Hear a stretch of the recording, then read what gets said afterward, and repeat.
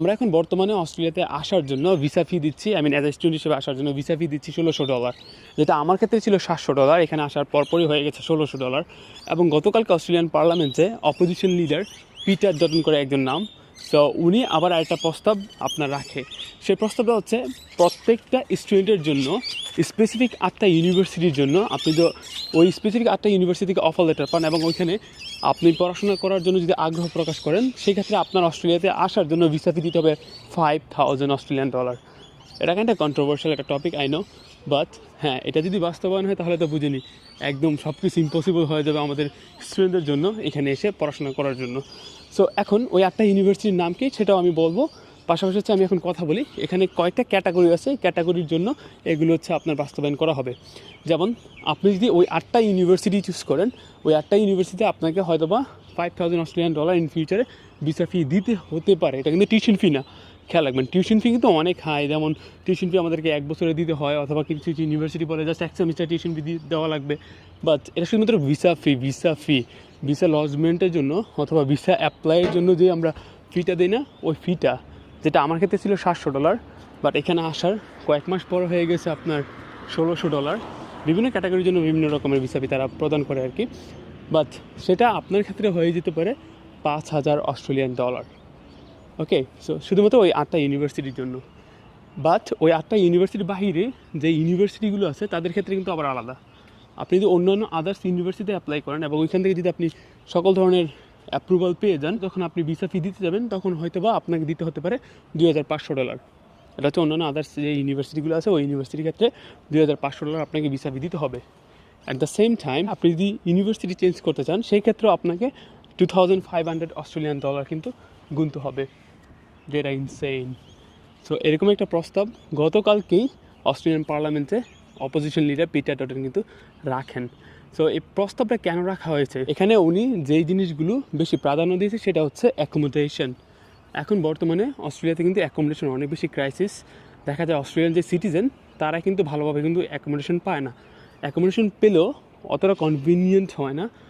ওইটার এক্সপেন্স কিংবা ওইটার যে প্রাইস সেটা তাদের চিন্তা ভাবনার থেকে অনেক বেশি হয়ে থাকে। সো এটাকে কন্ট্রোল করার জন্য তারা কিন্তু এই এক্সপেন্সিভ ভিসা ফি প্রদান করাতে যাচ্ছে বা এই প্রস্তাবটা রাখে, যেটা স্টুডেন্টের সংখ্যা অনেকখানি কমিয়ে আনবে। যাদের আসলেই অ্যাফোর্ড করার ক্যাপাবিলিটি আছে তারাই কিন্তু তখন অস্ট্রেলিয়াতে পড়াশোনা করার চিন্তা ভাবনা করবে।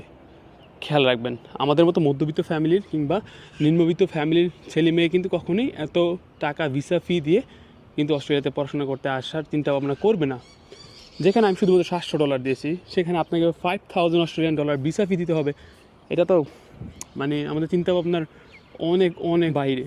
তো সেই ক্ষেত্রে আপনি যদি এখন চিন্তা ভাবনা করে থাকেন যে অস্ট্রেলিয়াতে আপনি পড়াশোনা করবেন, আপনি এখনই অ্যাপ্লাই করা শুরু করেন। আর আপনি যদি ওই সিচুয়েশনের মধ্যে না থাকেন যে এখন আমার তো অ্যাপ্লাই করার কোনো সুযোগ নেই, কারণ আমি তো এসএসসি পরীক্ষাই দিইনি কিংবা এইচএসসি পরীক্ষাই দিইনি, তাহলে ইন ফিউচার যদি এই ধরনের কোনো কিছু হয় সেক্ষেত্রে আপনি আপনার মতো করে চিন্তা ভাবনা করে একটা দেশ চুজ করে ওইখানে গিয়ে পড়াশোনা করিয়েন। সো এখন যেহেতু ইলেকশনের সময় অস্ট্রেলিয়াতে এখন অনেক কিছুই হবে। এখন প্রত্যেকটা লিডার যারা আপনার হচ্ছে ইলেকশনে দাঁড়াবে তারা বিভিন্ন ধরনের কথা কিংবা বিভিন্ন ধরনের প্রতিশ্রুতি কিন্তু দিবে যেন তারা ভোট পায়। সো সেমভাবে হয়তো বা উনিও এই ধরনের একটা স্টেটমেন্ট পার্লামেন্টে রেখেছেন। এখন দেখা যাক এটা বাস্তবায়ন হয় কিনা। যদিও এটা অনেক কন্ট্রোভার্সিয়াল এবং এটা নিয়ে অনেক হাসাহাসি হচ্ছে পুরো সোশ্যাল মিডিয়া জুড়ে। অ্যাট দ্য সেম টাইম পুরো নিউজ রিপোর্টার কিংবা মিডিয়া জুড়ে কিন্তু এটা নিয়ে অনেক হাসাহাসি হচ্ছে যে এত টাকা শুধুমাত্র একজন স্টুডেন্টের জন্য অ্যাফোর্ড করাটা কতটুকু পসিবল হবে। এবং অস্ট্রেলিয়ান ইকোনমি তো আপনার ডিপেন্ড করে এই স্টুডেন্টের উপর। প্রত্যেক বছর দেখা যায় প্রচুর পরিমাণে স্টুডেন্ট আসার কারণে এই যে টিউশন ফি দেয় এত টাকা, এই যে ভিসা ফি এত টাকা ওরা প্রদান করে, সব কিছু মিলিয়ে কিন্তু অস্ট্রেলিয়ান ইকোনমিটা কিন্তু ভালো একটা গ্রো করছে শুধুমাত্র ইন্টারন্যাশনাল স্টুডেন্টদের ধারা। তো সেই ক্ষেত্রে ওইটা কিন্তু অনেক বড় একটা এফেক্ট ফেলবে ওই ইকোনমিতে। দেখা যায় স্টুডেন্ট আসবে না, তো যারাই আসবে খুব অল্প পরিমাণে আসবে, তখন কিন্তু ইকোনমি অতটা গ্রো করবে না। সো এটা একটা কন্ট্রোভার্সিয়াল টপিক অ্যাকচুয়ালি। এটা গতকালকেই এই বিষয় নিয়ে কথা বলা হয়েছে।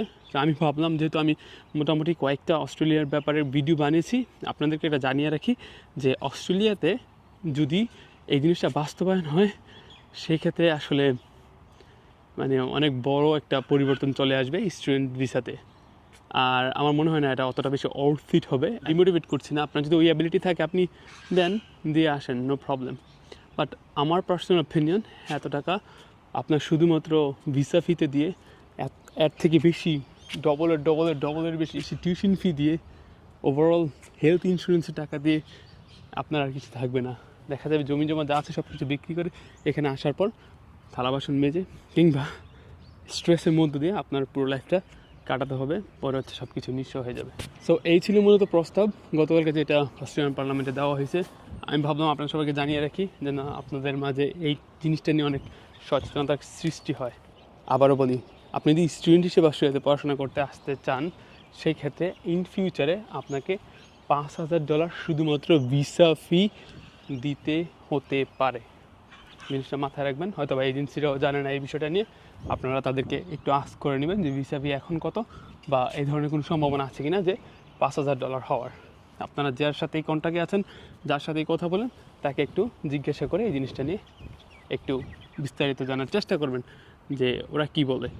আমি আমার মতো করে বলে দিলাম আমার অডিয়েন্সদেরকে, আপনারা আপনাদের ফ্রেন্ড সার্কেলদের সাথে এটা শেয়ার করেন যে এরকম একটা জিনিস হয়েছে গতকালকে এবং এটা ভবিষ্যতে হতেও পারে। সো তোমরা একটু চিন্তা ভাবনা করো অস্ট্রেলিয়াতে পড়তে আসবা কি না।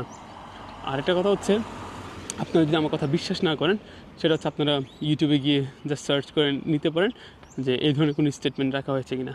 এখন যে 8টা ইউনিভার্সিটিতে আপনি এই $5,000 টিউশন ফি দিতে হবে, সেই 8টা ইউনিভার্সিটির নাম আমি এখানে লিস্ট করে দিচ্ছি, এদিকে অথবা এদিকে সাইড করে আমি হচ্ছে লিস্টটা দিয়ে দিচ্ছি।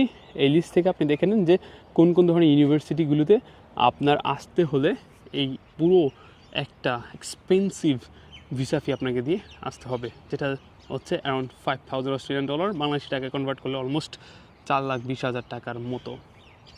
অনেক অনেক অনেক অনেক অনেক বেশি।